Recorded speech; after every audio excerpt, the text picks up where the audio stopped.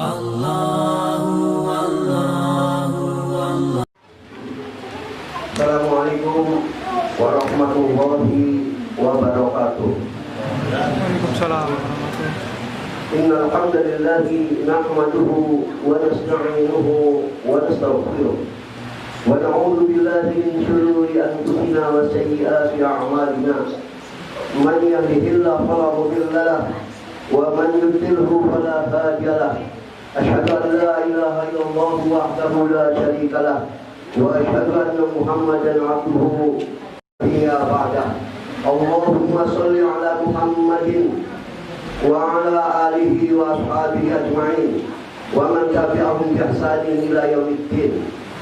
Amma ba'd, fa inna khairal hadithi kitabullah wa khairal hadi hadi Muhammadin sallallahu alaihi wa alihi wa sallam wa syarrul umuri muhdatsatuha fa inna kulla muhdatsatin bid'ah wa inna kulla bid'atin dhalalah wa inna kulla dhalalatin finnar.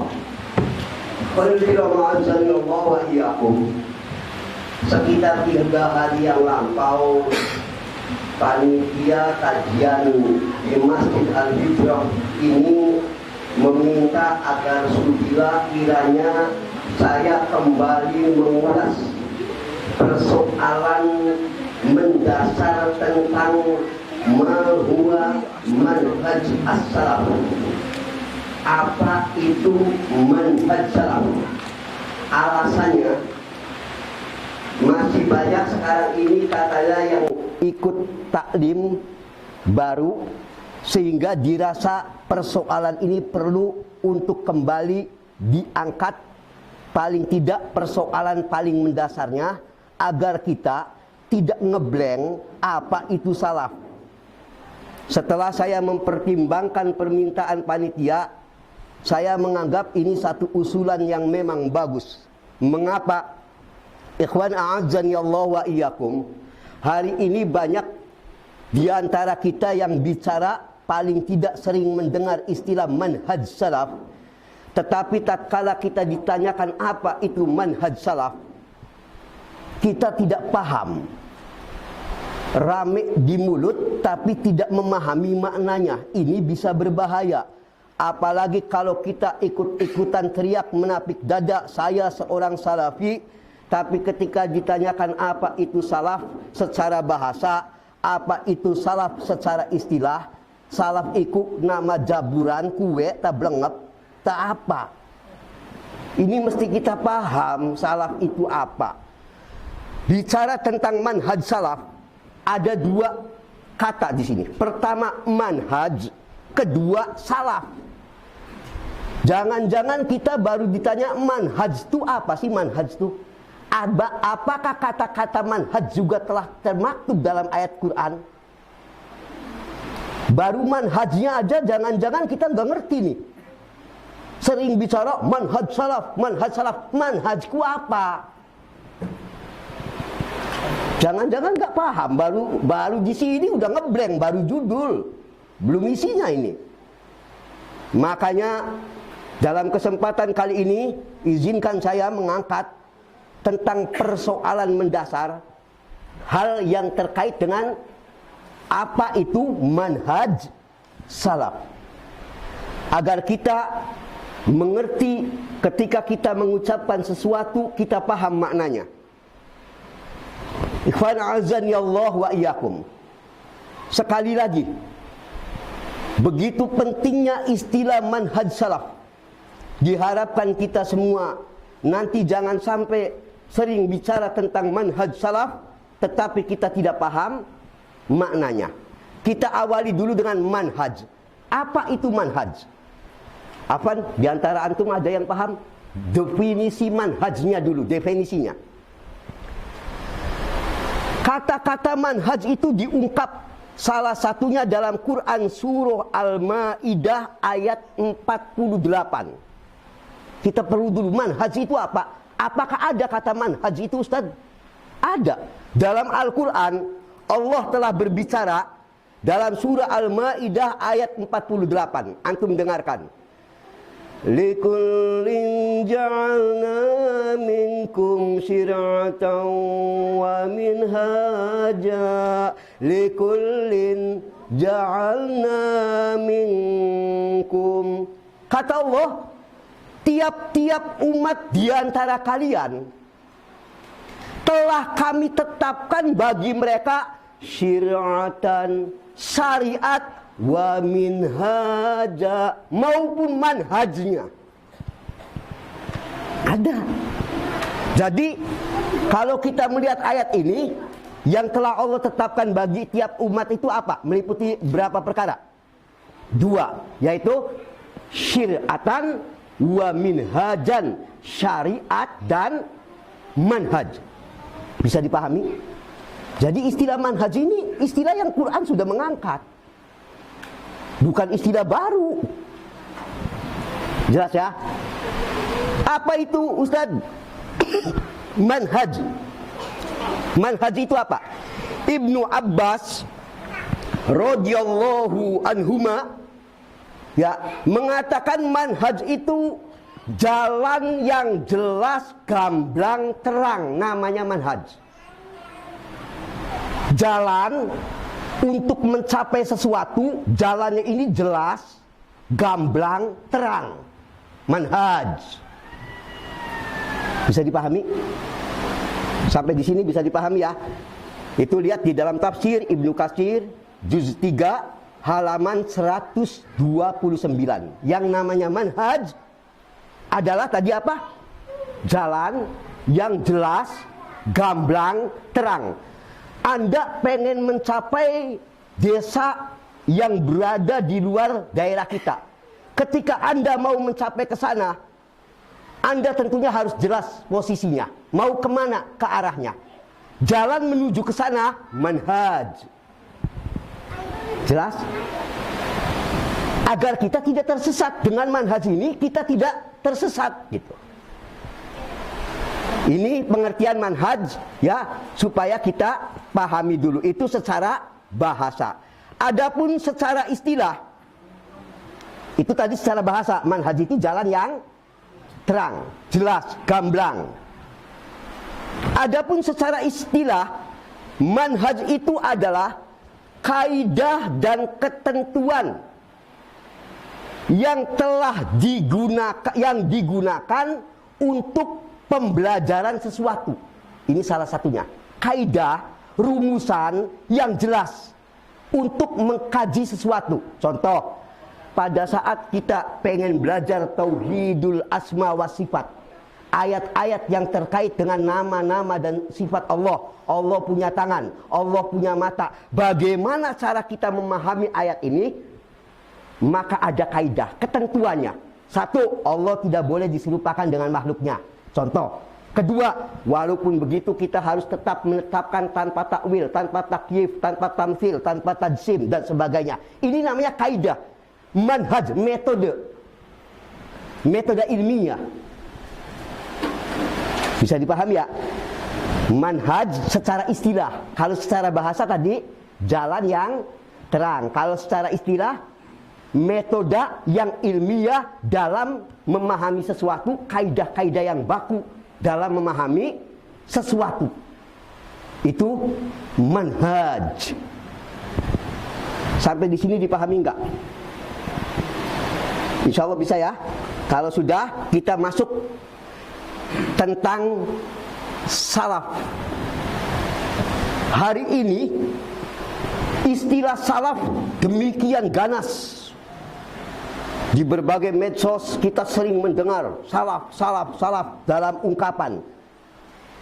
Dalam obrolan kita sering mendengar istilah salaf. Apa sih sebetulnya salaf? Apakah salaf itu organisasi seperti Muhammadiyah, NU, Persis, Al-Irsyad, semacam itu? Atau apa sih salaf itu?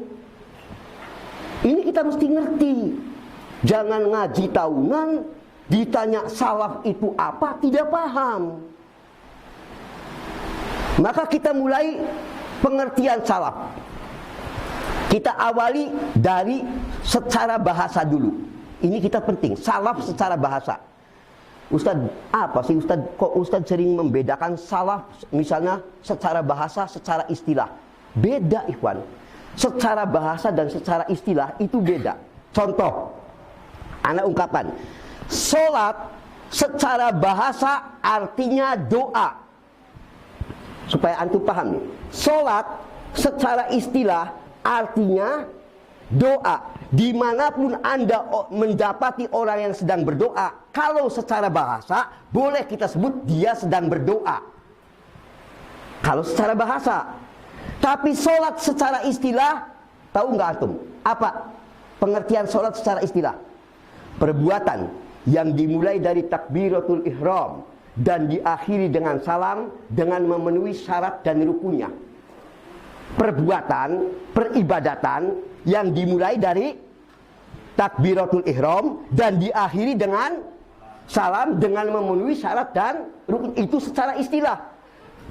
Sekarang antum bandingkan, beda enggak definisi secara bahasa dengan secara istilah? Beda. Kalau tadi secara bahasa, orang asal doa boleh kita sebut dia sedang sholat. Tapi kalau secara istilah, orang sekedar doa tidak boleh kita sebut dia sedang sholat. Tidak boleh kalau secara istilah. Sebab kalau namanya sholat, ada gerakan khusus dari mulai takbiratul ihram, baca iftitah, ta'awun, basmalah, surat, ruku, i'tidal. Sementara dalam doa ada perintah begini enggak? Doa bebas. Antum mau doa takbiratul ihram tidak? Antum kalau mau doa biasa pakai takbiratul ihram? Ya enggak. Ini bedanya definisi secara bahasa dan definisi secara istilah. Salah paham masalah ini bahaya. Antum harus paham dulu, ya. Contoh lain, tidak memahami ini seringkali tadi jaka sembung bawa golok. Bid'ah secara bahasa artinya segala perkara baru. Disebut bid'ah. Ustadz, telepon bid'ah enggak? Yang belum di zaman Nabi belum dikenal. Iya, secara bahasa telepon itu HP bid'ah. Di zaman Nabi belum ada, betul. Kereta api bid'ah enggak? Di zaman Nabi sudah ada kereta api? Belum. Secara bahasa boleh disebut bid'ah? Boleh. Kipas angin di zaman Nabi SAW sudah ada? Belum. Secara bahasa boleh disebut bid'ah? Boleh. Tapi kalau secara istilah beda lagi. Ini yang sering akhirnya nggak nyambung. Kalau tahlilan apa syarat keempat? Kan ada 4, ini baru 3. Ayo, satu lagi apa? Yang bisa menjawab tidak dikasih apa-apa. Ayo. Apa? Hah? Sampai matinya harus beragama Islam. Berapa banyak yang saat Nabi SAW masuk Islam, tapi ketika Nabi wafat murtad kembali. Sampai matinya nggak masuk Islam lagi, seperti Musailamatul Kadzdzab dan sebagainya. Maka barang siapa yang sekalipun di zaman Nabi ketemu sezaman masuk Islam, tapi ketika Nabi SAW ikut golongan murtad, maka ini tidak masuk sahabat. Sebab disyaratkan sampai matinya harus beragama Islam. Jelas enggak? Kan kalau begini kan enak tertata. Jadi antum, oh definisi sahabat itu begitu. Kalau begitu mungkin tidak ada sahabat munafik. Tidak mungkin. Sebab syarat sahabat 4. Tadi sezaman, bertatap muka minimal sekali, masuk Islam, sampai mati masuk Islam dengan baik. Paham enggak? Orang munafik tentu bukan sahabat. Abu Jahal bukan sahabat karena tidak memenuhi persyaratan. Orang yang di zaman Nabi SAW masuk Islam, tapi setelah peristiwa riddah murtad, kayak golongan pengikut Musailamatul Kadzdzab. Tadinya ada yang pada mengikuti Nabi, tapi setelah Nabi wafat ikut golongan kafir, berbalik di agama itu. Bukan sahabat, walaupun sempat tadinya masuk Islam di zaman Nabi, sempat ketemu dengan Nabi Shallallahu Alaihi Wasallam. Jelas? Sampai di sini paham gak? Ana sengaja ini ikhwan, ya, tidak panjang-panjang dulu pemahamannya, sedikit-sedikit, daripada kita tadi apa? Udah cepet-cepet nggak paham, masih mending lambat nggak paham juga.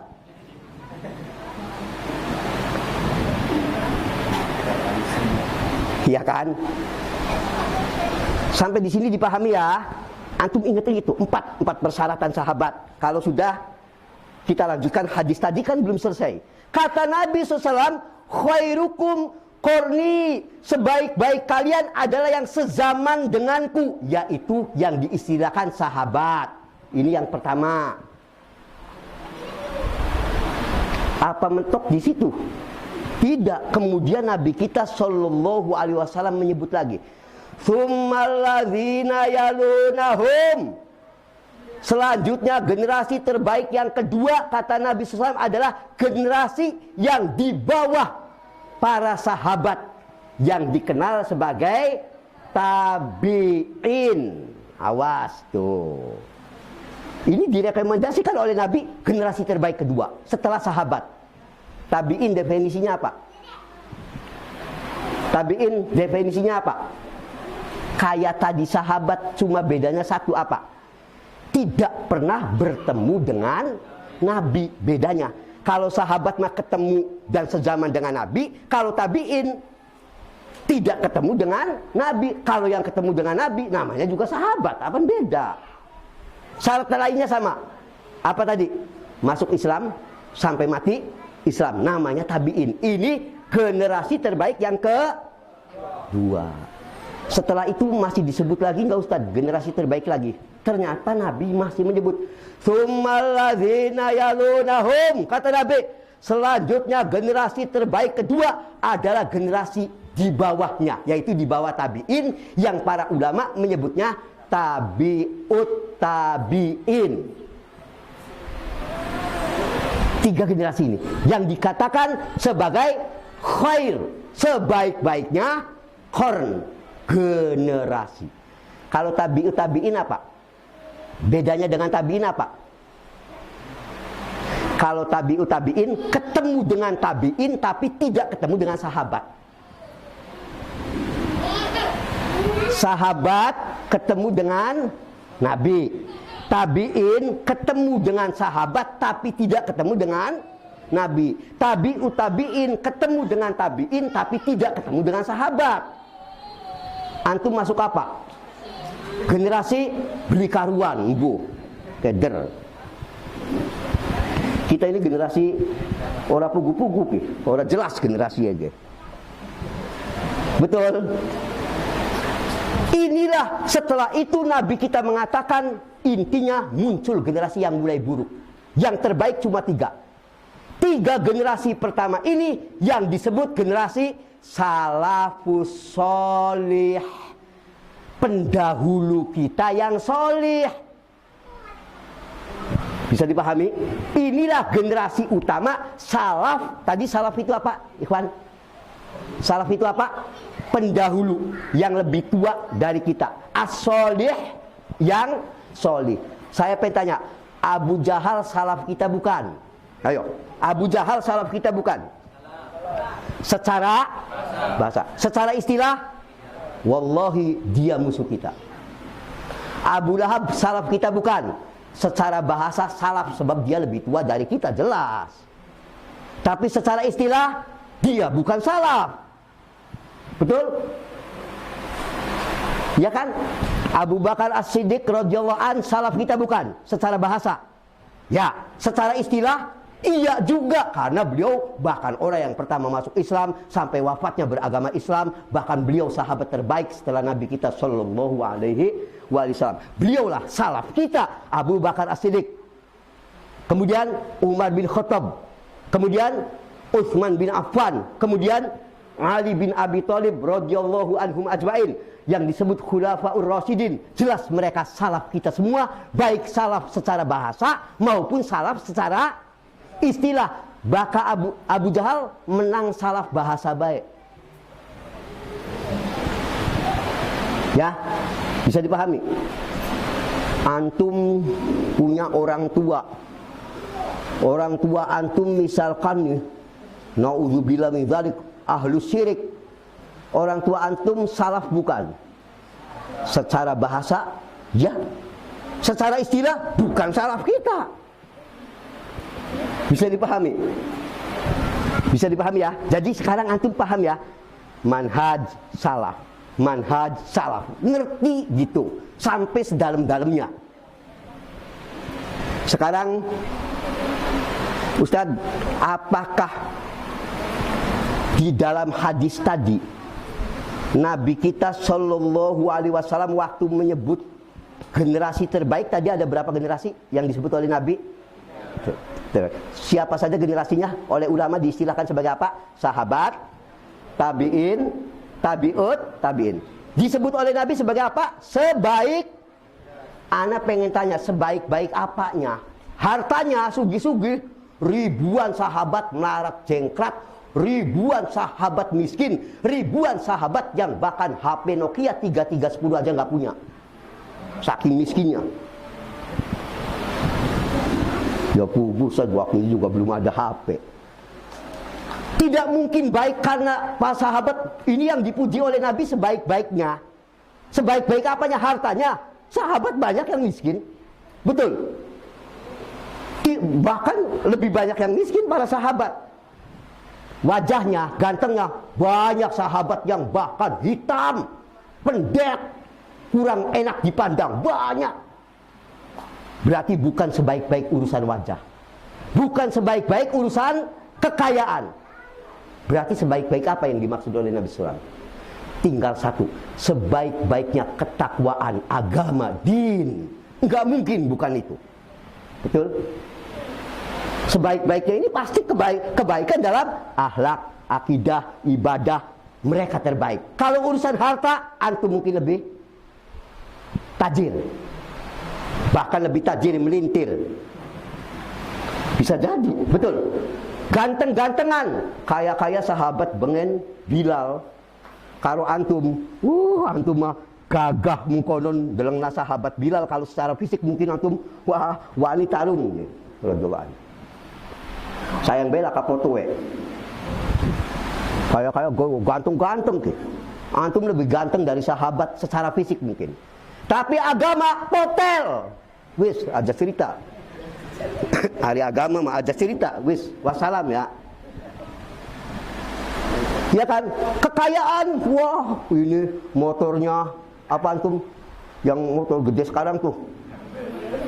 Sahabat sepeda aja nggak punya. Pada gawa mobil apa, betul? Pada dua Camry, ya. Selewa-lewa, ya. Ya ini. Sahabat atuh pokoknya kendaraan termewah mentok ontak, pol pun wis.